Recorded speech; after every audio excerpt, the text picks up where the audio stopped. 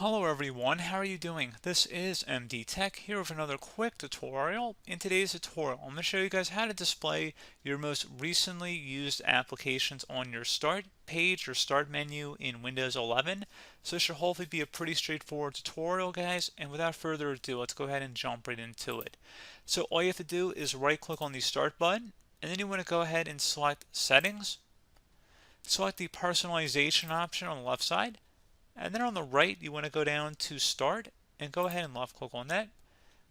Where it says Show Most Used Apps, if you want to show them, go ahead and toggle it to the on position. Otherwise, if you want to do the inverse, toggle it to the off position.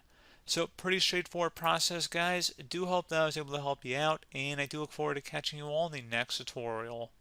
Goodbye.